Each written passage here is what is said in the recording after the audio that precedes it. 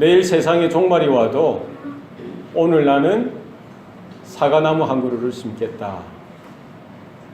유명한 말을 남긴 사람이 있습니다. 17세기 네덜란드 철학자 스피노자입니다. 그런데 그 스피노자가 살기 훨씬 1세기도 더 전에 마틴 루터가 사실은 이 말을 했어요. 그러니까 15세 되던 해에 부모님을 떠나서 라틴어 기숙학교를 들어갑니다.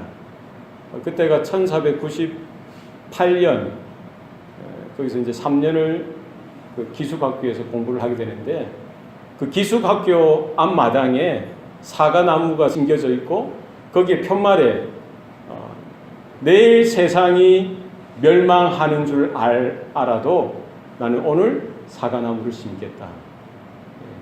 이게 이제 마틴 루터가 청소년기 때 자기 일기장에 적었던 글이었어요.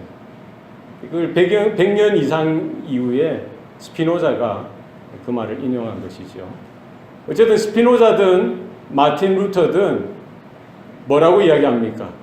내일 종말이 와도 세상이 멸망해도 오늘 뭐 하겠다는 거예요? 사과나무 한 그루를 내가 심겠다는 거예요. 세상의 끝날이 당장 코앞에 내일 닥쳐와도 나는 오늘 그 사과나무 한 그루 심는, 내가 해야 될 일, 그걸 내가 놓치지 않겠다는 겁니다. 우리 한국에도 92년도에 다미 선교를 해라고 1992년 10월 28일 종말이 온다라고 해서 사회를 떠들썩하게 했던 일이 있습니다. 다 집 팔고 주식 정리하고, 그래서 다 그 다미 선교의 그 이장님 목사한테 다 바치고 다 저기 기도원 산에 올라가서, 그때 예수님이 재림한다. 여러분, 종말이, 세상의 끝날이 내일 다가와도요, 여러분 산으로 가지 마세요. 기도원 가실 필요 없어요. 뭘 하면 됩니까? 마틴 루터가 깨달았듯이, 스피노자도 깨달았듯이, 오늘 내가 해야 할 일, 하나님께서 나에게 맡기신 일, 하나님께서 나에게 기대하시는 그 일, 그 일상을 믿음으로 살아가는 거예요. 그 일상을 복음으로 살아가는 겁니다. 주님께서 오시는 날 어떤 사람은 들에서, 밭에서 밭일하다가, 논에서 논일하다가 들림을 받는 거예요. 언제 주님이 오실지 우리는 다 모릅니다. 그러나 날마다 매일매일의 삶을 주님 곧 오시옵소서, 어서 오세요 주님, 이와 같은 기대와 소망으로, 믿음으로 우리가 살아가야 할 줄로 믿습니다. 이 성경은 종말에 대해서 분명히 말씀하고 있습니다. 기독교 역사가는 직선사관이에요. 창조가 있으면 뭐가 있다는 거예요? 종말이 있다는 겁니다. 시작이 있으면 끝이 있다는 거예요. 나는 처음과 나중이요 알파와 오메가라라고 주님이 말씀하십니다. 창조가 있고요, 타락했어요. 하나님이 그 구원의 회복을 주시기 위해서 메시아 그리스도, 하나님의 아들인 그분이 오셨어요. 바로 그분이 우리 세상의 모든 죄를 짊어지시고 죽으시고요, 단번에 영원한 속죄 제물이 되어 주셨습니다.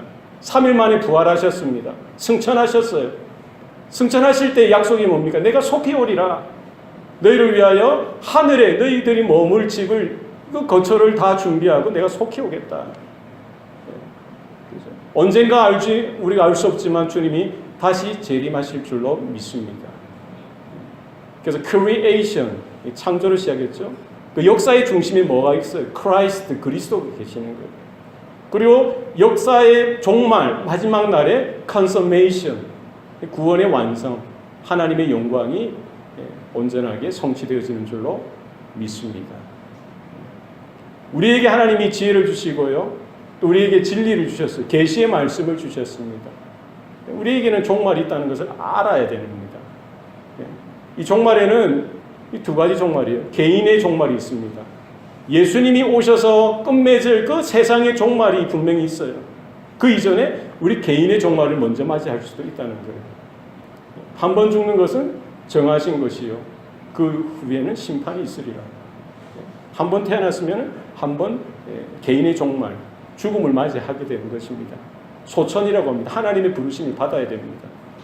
그날이 언젠가 모르지만 있는 줄 알고 오늘 우리는 하나님이 주시는 믿음과 은혜로 겸손하게 하나님이 주신 구원을 누리고 복음 가운데 살아드리는 저와 여러분 되셔야 할 줄로 믿습니다.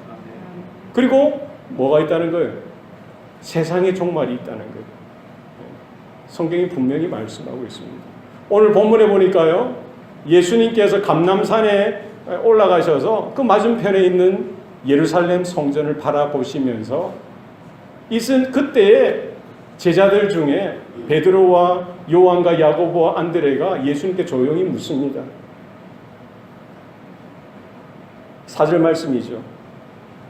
우리에게 이르소서 어느 때에 이런 일이 있겠사오며 이 모든 일이 이루어지려 할 때에 무슨 징조가 있사오리이까. 그 제자들도 어렴풋이 알았던 거예요. 예수님께서 이 땅에 오셨고요, 또 예수님께서 행하시는 일들, 말씀하시는, 가르치시는 일이 심상치 않다는 것을 알았습니다.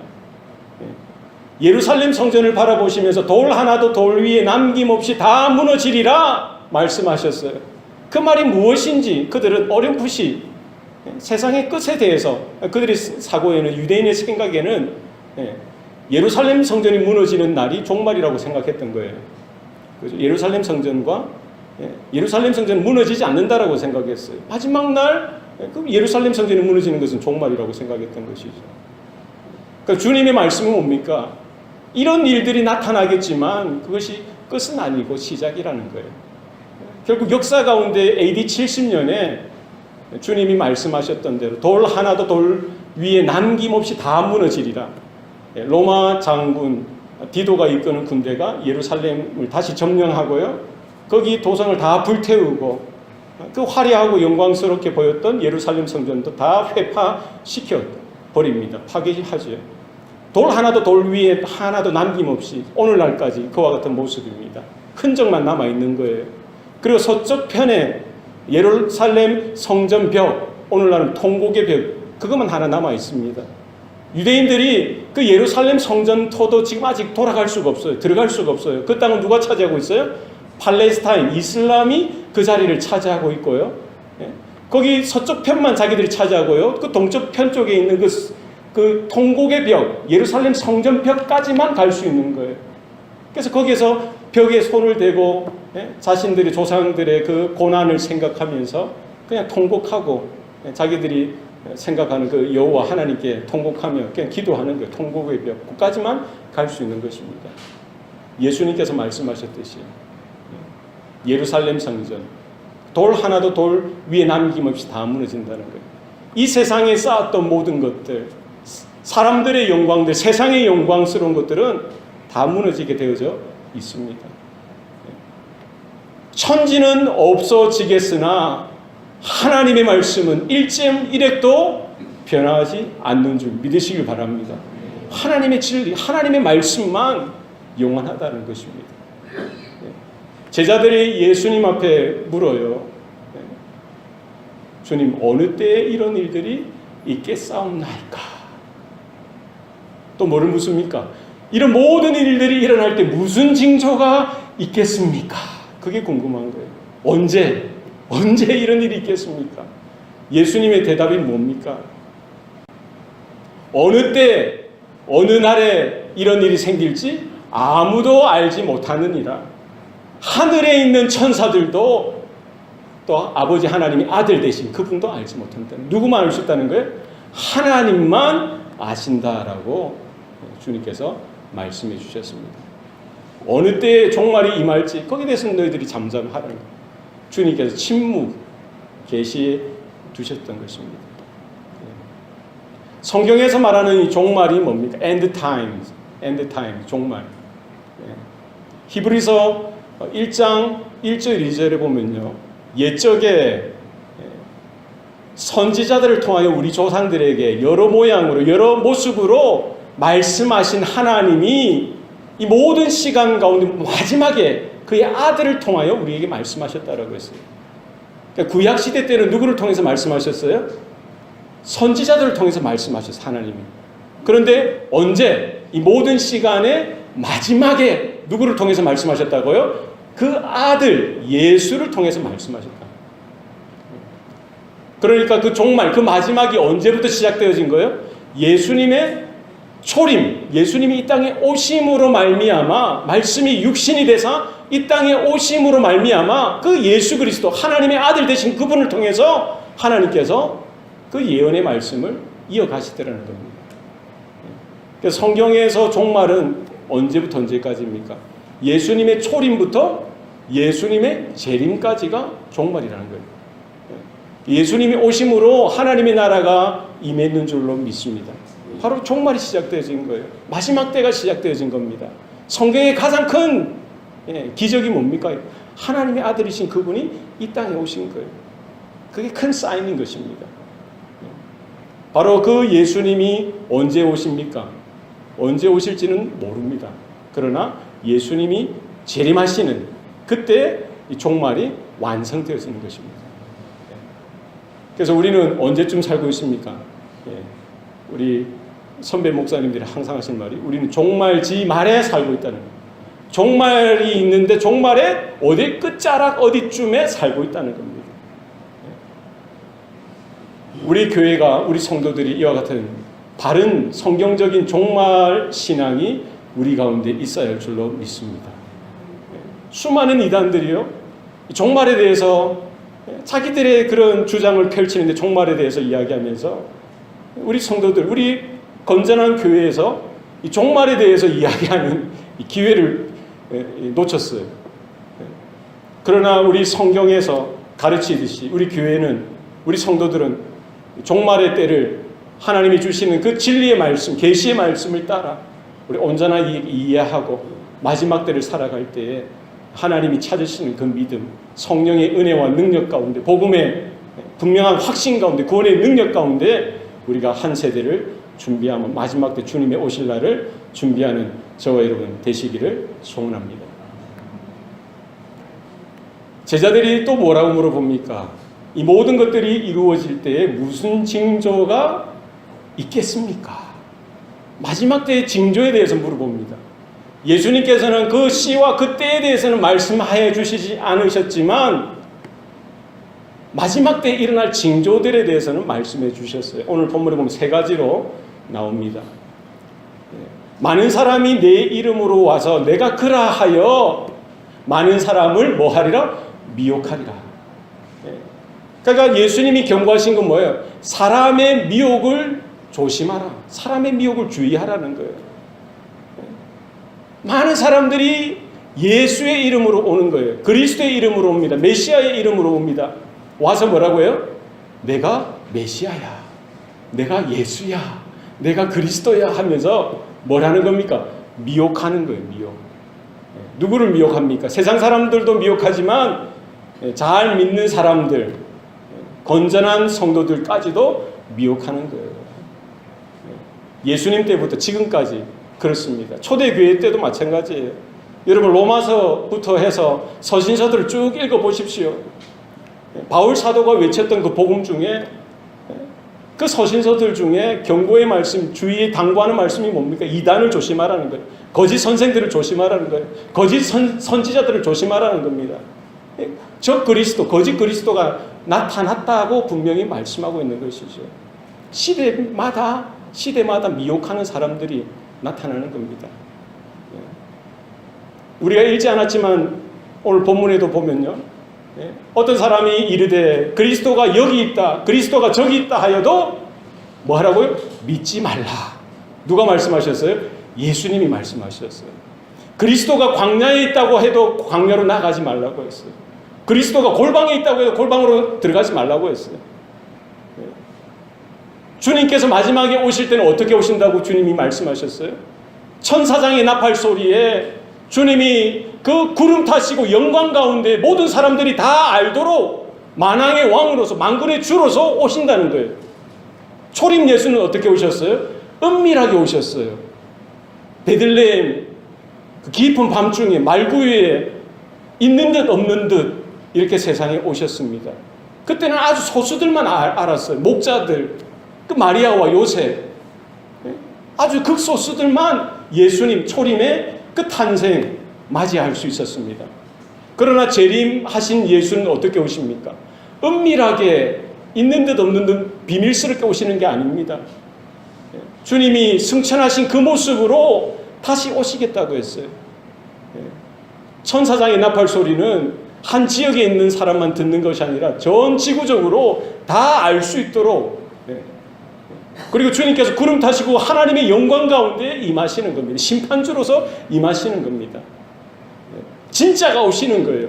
그럼 지금까지 역사적으로 우리 현 세대 동시대에도 자기가 자칭 재림주라고 한 사람 수없이 많아요. 그 거짓이 다 드러나는 거겠죠. 뭐 유럽이나 미국은 두말할 것도 없고, 우리 한국에도 자칭 재림 예수가 몇 명인 줄 아세요? 몇 명쯤 될까요? 예? 많아요. 오늘 본문처럼 많은 사람이 와서 내가 그리스도다, 내가 예수다 하는 사람이 많이 온다고 했어요. 한국에도 통계가 없어요. 수백 명의 예수가 있어요. 재림 예수가. 어떤 기사를 보니까요, A라는 재림 예수가 B라는 재림 예수에게 편지를 썼어요. 뭐라고 편지 썼습니까? 얘이 가짜야, 내가 진짜인데 네가 지금 뭐 하고 있어요? 잘들 논다. 참 한둘도 아니고 수백 명의 재림 예수가, 그것도 한국 땅에, 우리 한국에 복음이 전해진 지 이제 130년 정도 됐습니다. 참 우스운 일이 아니겠어요? 예수님의 그 예언이 그대로 이루어지고 있는 겁니다. 미혹하는 사람들이 많이 나타나는 거예요. 그리고요, 성공한 재림 예수가 한 40여 명 되는데, 이 카테고리는 뭡니까? 그 재림 예수를 따르는 사람이 수백 명, 많게는 수천 명 되는 사람이 몇 명이라고요? 44명이에요. 44명. 뭐 여러분이 아는 문선명, 박태선, 이분들은 다 돌아가셨죠. 정명석, 안상홍, 타사계 재림 예수라고 보혜사 성명이라고 이야기하고, 참 간도 크지요. 어떻게 성경을 조금이라도 알면은 어떻게 그런 말을 할 수 있을까요? 자기가 거짓을 말하는 걸 분명히 알 텐데 누가 시킬까요? 어떻게 사람이 자기가 성령이라고 하고 자기가 하나님이라고 하고 자기가 재림 예수라고 어떻게 말할 수 있을까요? 무엇 때문에 이것이 가능할까요? 이상하지 않습니까? 바로 사단 마귀가, 악한 영이 미혹하는 영이기 때문입니다.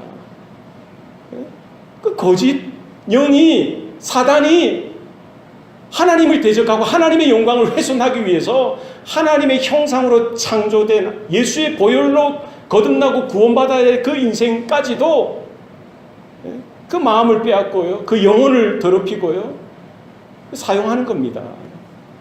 그런 사람들이 말하는 그 이야기도 듣고 또 따라가요.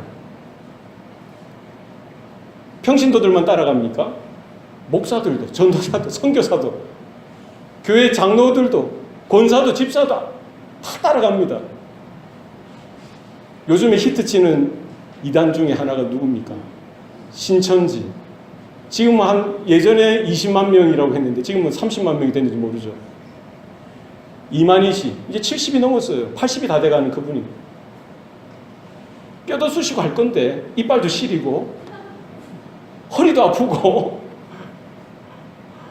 은밀하게 대형병원을 찾아다니며 치료를 받는데요. 그러나 그 따르는 그 신천지 성도들은 자기 교주 이만희는 죽지 않는다는 거예요. 영생 불사한다는 거예요. 그 말을 왜 듣고 그걸 믿고 따라갑니까? 이상하지 않습니까? 배후에 누가 역사하는 거예요? 미혹하는 악한 영, 사단 마귀가 그 재림 예수라고 공갈치고 거짓말하는 그 사람에게나 그들이 전하는 그 거짓된 그 예언이나 메시지들도 듣게 하고 미혹되게 한다는 겁니다. 오늘 13장에도 분명히 예수님께서 말씀하셨죠. 거짓 선지자들과 거짓 그리스도들이 기적과 이사를 보이면서 누구까지도 미혹한다는 거예요. 택하신 자들까지도 미혹한다는 거예요. 요즘 얼마나 노골적으로, 얼마나 공격적으로 그들이 포교하는지 몰라요. 미혹하는지 모릅니다. 추수꾼이라고요? 추수꾼. 자기들이 만든 전도팀이에요. 이 사람들은 불신자들을 전도 안 합니다. 누구를 전도해요? 기성교회 성도들, 저와 여러분 같은 사람들 전도하는 거예요. 그래서 자기 추수꾼들하고 30분, 1시간만 대화하면은 뭐 하게 돼 있다는 거예요? 미혹할 수 있다는, 유혹할 수 있다는, 전도할 수 있다고 이야기합니다. 그래서 그 추수꾼도 훈련되어진 그들을 어디로 보냅니까? 기성교회로 보내는 거예요. 한국교회가 지금 5만여 개의 교회가 있는데, 한국교회가 5만여 개가 되는데, 지금 신천지에서 파송한 추수꾼이 5만 명이 넘어요. 그러니까 웬만한 교회는 다 들어간 거예요.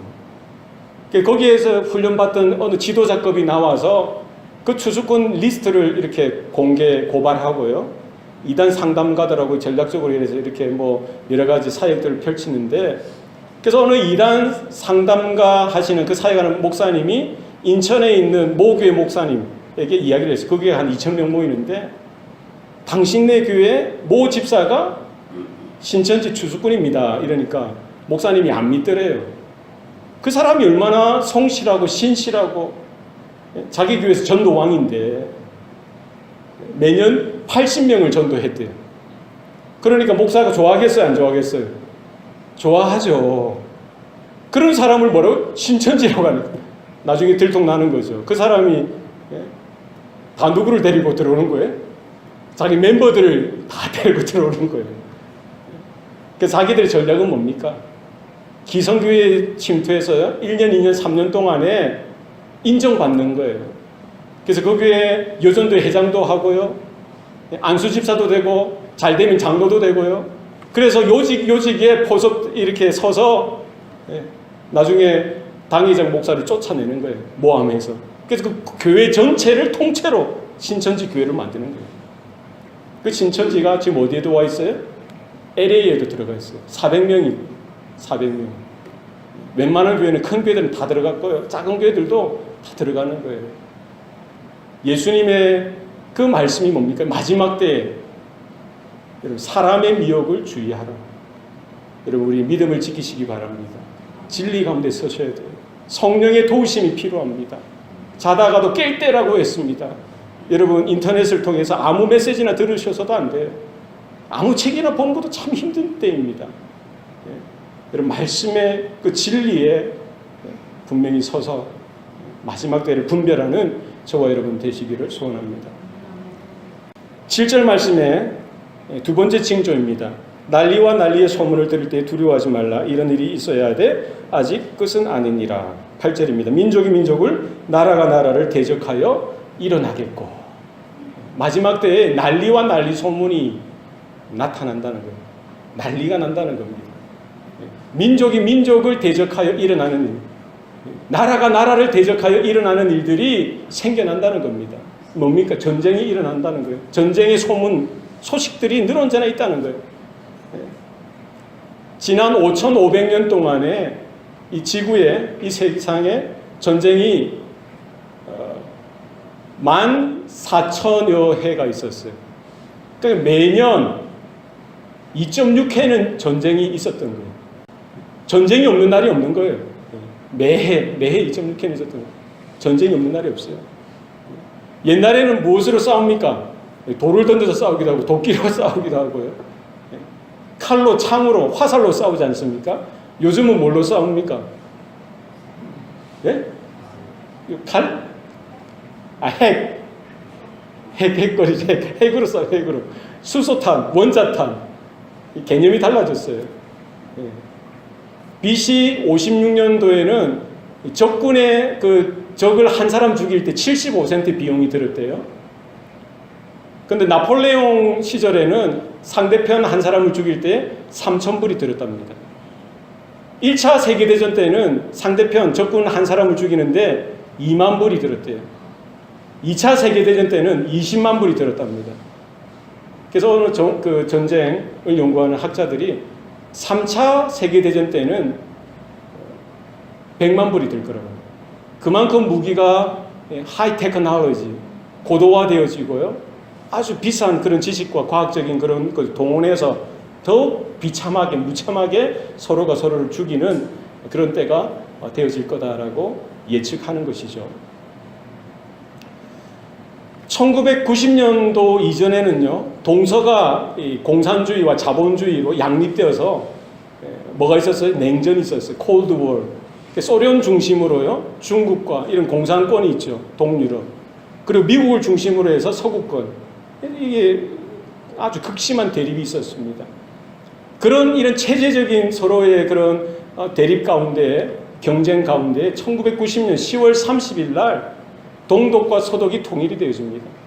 동독의 5개 주가 서독으로 편입되어지면서 베를린에 동베를린, 서베를린이 있는데 그 가운데 뭐가 있었어요? 장벽이 그날 무너지는 거예요. 얼마나 감격했습니까, 우리도. 얼마나 거기에서 희망을 봤습니까? 그리고 1년 후에 1991년 12월 25일 날 고르바초프가요, 소련 해체를 선언했습니다. 페레스트로이카. 그때부터 이제 소련 연방이 해체가 되어지고요, 수많은 민족과 나라가 독립을 하게 되어지고 지금은 러시아라는 이름으로 이제 유지를 하고 있죠. 공산 진영이 다 무너지는 거예요. 이런 것들을 보고 여러 정치학자들이나 군사학자들이나 여러 지도자들이 예견하기를 이제는 이 세계의 평화가 곧 도래하는구나. 이제 서로 협력하고 잘 살고 번영하는 일만 남았다라고 생각했습니다. 그런데 어땠어요? 이게 그렇지 않죠. 더 크고 작은 전쟁이 지구상에 곳곳에서 벌어지고 있어요. 과거에는 그래도 어디가 전쟁 전선인지 분명하게 나타났지만 오늘은 어떻습니까? 어디에서 폭탄이 터질지 몰라요. 런던에서도 터지고요, 네덜란드 암스테르담에서 터졌고요, 파리에서도 터지고, 보스턴에서 터지고, 뉴욕에서 터지고요. 지금 전선이 없어요. 동시다발적으로 세계가 테러와 전쟁의 위기 가운데 있다는 거예요. 그게 오늘의 모습입니다.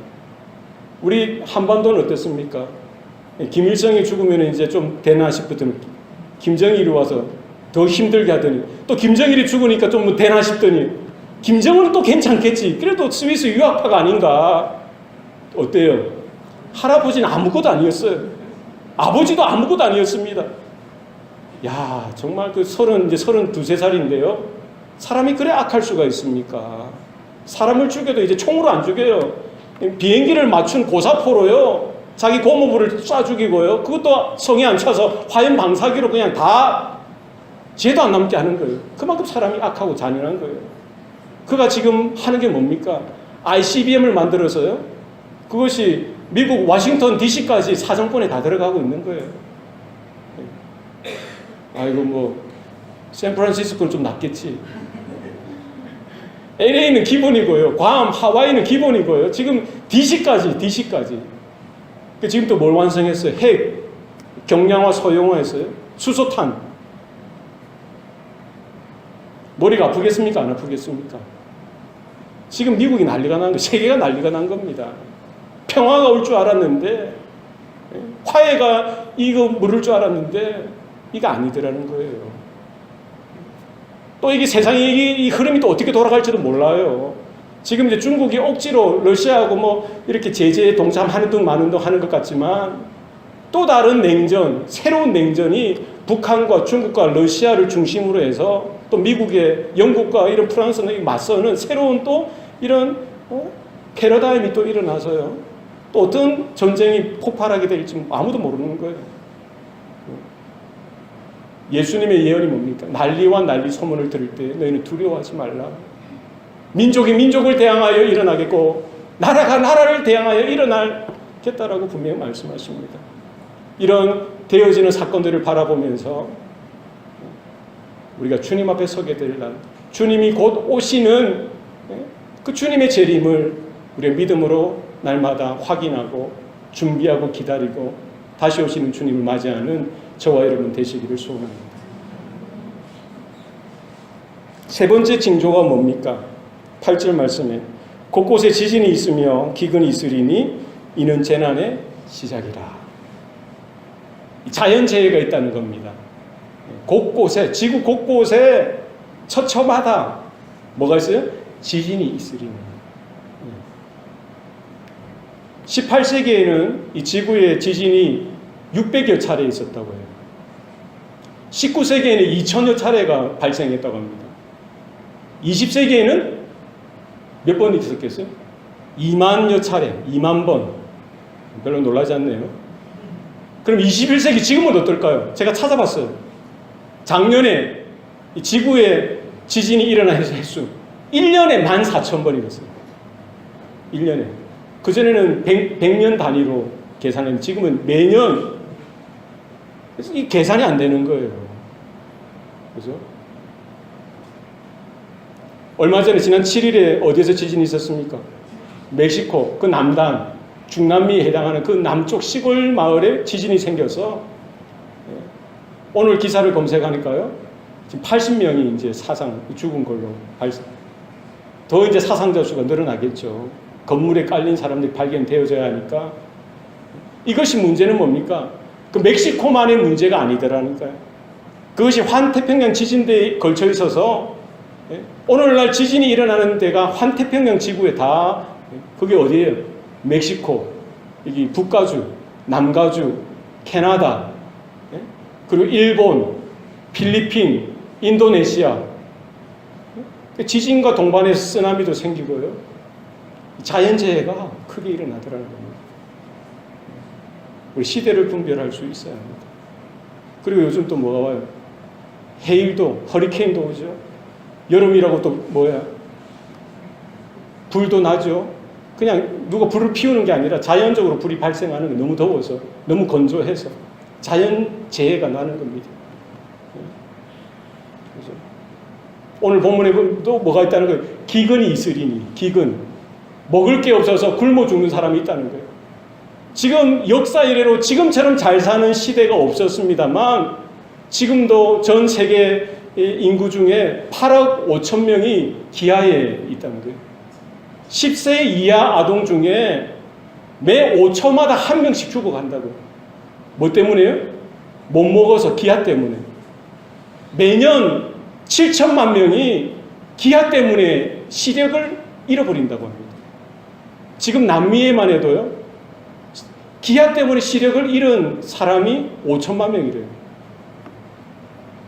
더 참 정말 웃긴 것은 지금 전 세계의 식량 지금 1년 총 생산하지 않습니까? 식량으로 전 세계의 인구를 먹일 정도로 2배가 생산이 된다는 거예요. 2배가 생산되는데도 지금 지구 곳곳에 아프리카에 35%가 만성적 기아가 있고요. 동남아시아에 18%가 만성기아고요. 여기 우리 밑에 사는 어디입니까? 남아메리카, 남미 여기에는 15%가 만성적 기아에 허덕이고 있어요. 이게 남의 나라의 이야기만은 또 아닙니다. 우리 북한 땅에는 지난 1997년, 8년, 9년도 고난의 행군이었죠. 그때 극심한 가뭄이 기근이 북한 땅에 있었어요. 그때 먹을 것이 없어서 300만 명이 아사했다는 거예요. 먹을 것이 없어서 죽었대요. 말이 됩니까 이게? 마지막 때가 가까울수록 이와 같은 자연재해가 종말의 징조로서 크고 작게 그 빈도수가 급증하면서 계속되어질 것이다 라고 주님이 말씀합니다. 이런 일이 있어야 될 것은 아니다. 이는 재난의 시작이다 라고 주님이 말씀하셨습니다. 주님이 언제 오실지는 우리가 알 수 없습니다만 이렇게 되어지는 여러 가지 미혹하는 그런 사람들, 거짓 재림 예수들, 거짓 선지자들, 그리고 난리와 난리 소문들, 전쟁의 소식들 이런 것들을 바라보고 지구 곳곳에 생겨나는 이런 자연재해들 이런 것들을 바라보면서 우리는 깨달아야 하는 거예요.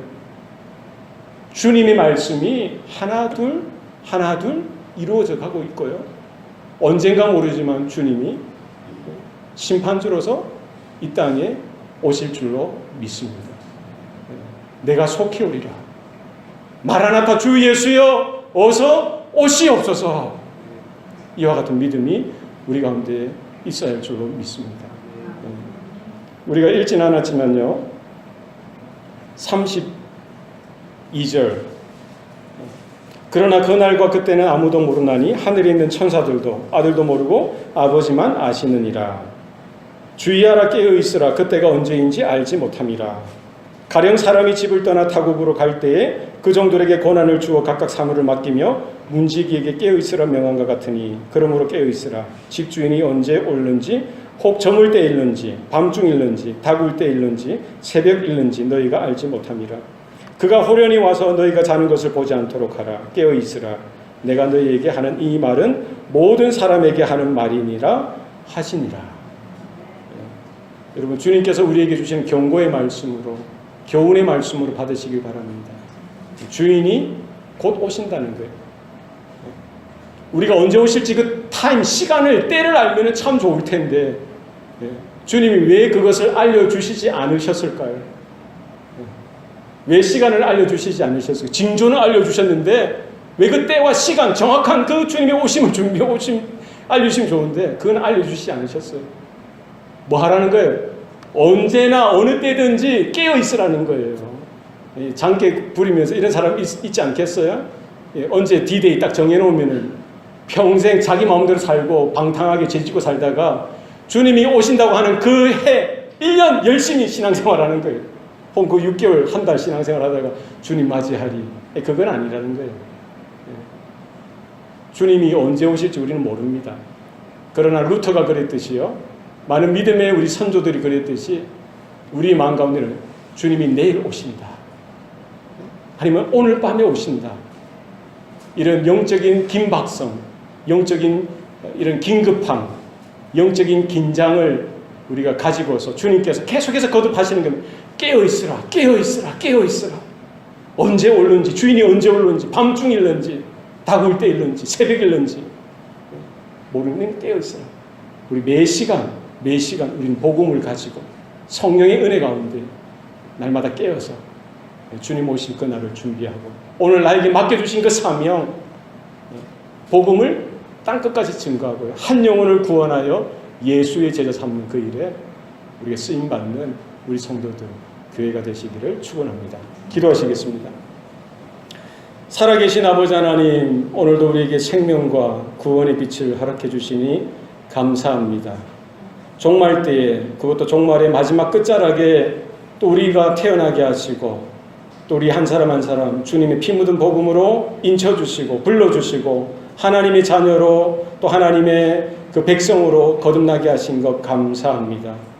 왜 나를 만드시고 태어나게 하셨고 또 왜 나를 구원하시며 불러주셨는지 하나님 믿음으로 깨닫게 하여 주셔서 또 주님의 다시 오실 이 마지막 영광스러운 그 순간을 믿음으로 준비하게 하여 주시고 날마다 깨어나서 또 성령의 등불을 높이 들고 주님의 오심을 우리가 기다리며 또 이 복음을 땅끝까지 증거하고 영혼을 구원하며 교회를 세우며 하나님의 나라를 확장하는 그 일에 우리 한 사람 한 사람 아낌없이 쓰임받고 또 우리의 인생이 하나님께 드려지는 귀한 복된 시간들 되게 하여 주시옵소서.